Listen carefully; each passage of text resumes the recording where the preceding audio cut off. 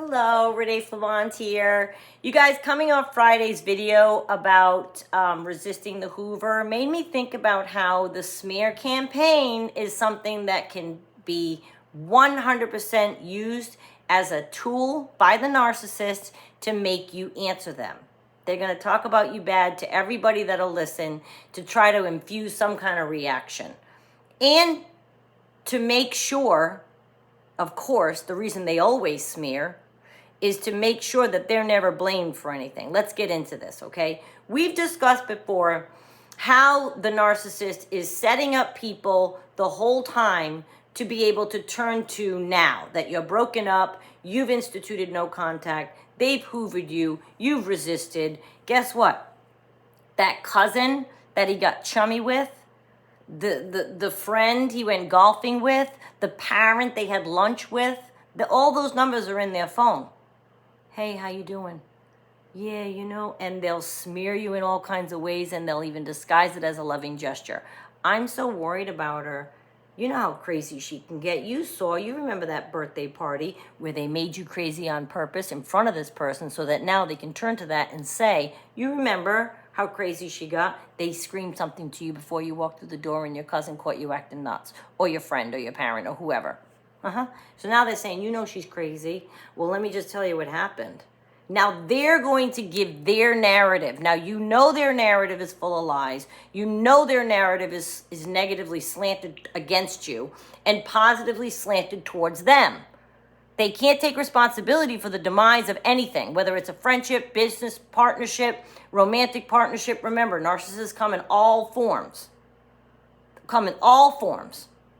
So you haven't responded to their hoover. You sat through the 50 messages. You haven't responded one word. Now they're getting really desperate. And if they haven't already, this smearing is part of it. They want a reaction out of you. They're going to leave a message for your mind. I think it was he called my father on Father's Day. Long after we broke. He thought that would make me call him and be all, oh. That wasn't a smearing, but I'm just saying they'll reach out to your people. And the talking bad about you is going to happen if they have sensed that any one of those people could be a flying monkey. Now, obviously, my father would never go on his side if he said something bad about me.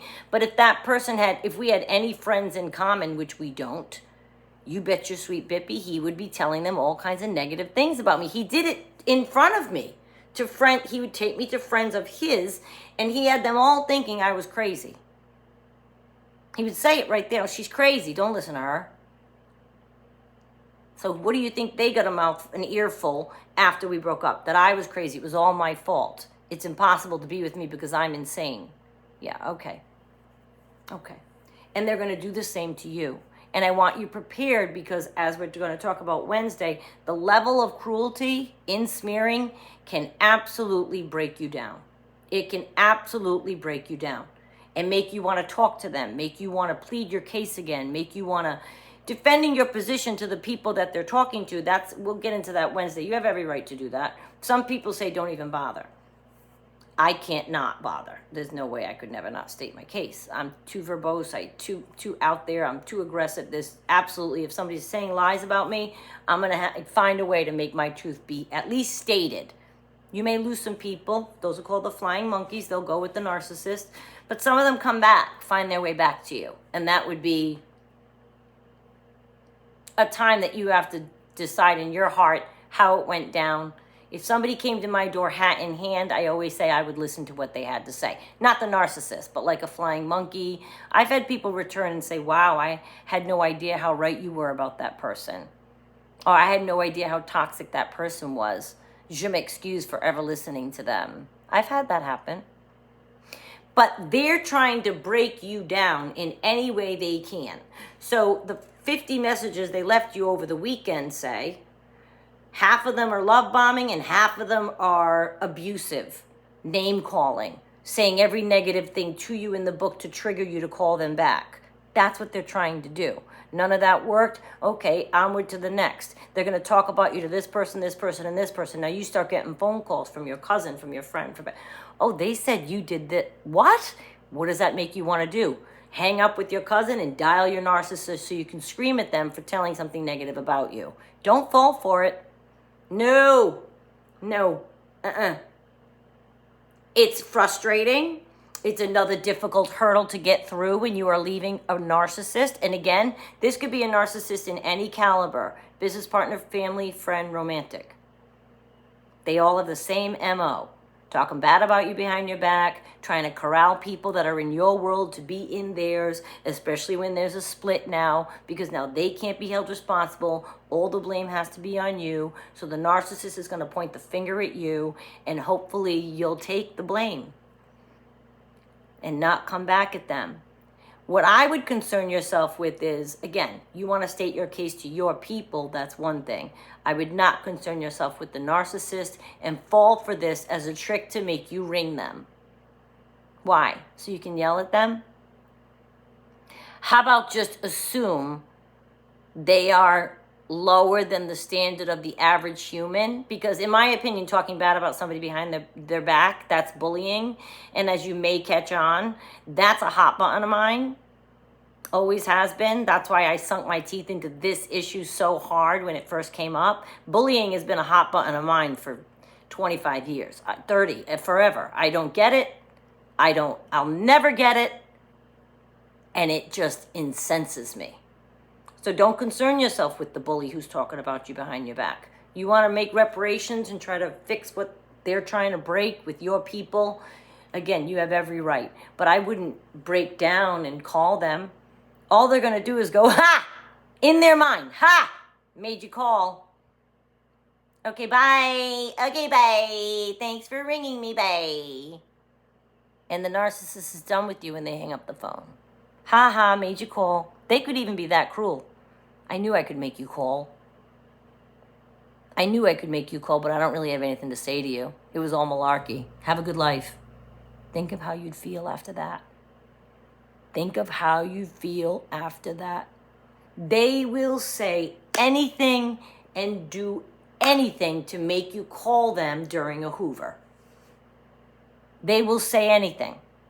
And maybe I should have defined it last week when we started to talk about it for new people. It's named after the vacuum cleaner. They try to suck you back in. It's very simple. They're trying to suck you back in. They'll say anything. Because the win is if you break. They're not actually trying to get back together with you. They're not actually, they didn't have an epiphany and realize, oh, yes, you're the love of their life and they need to be with you. As is evidenced by half the messages being abusive and name calling. That's not how somebody who wants to be with you acts.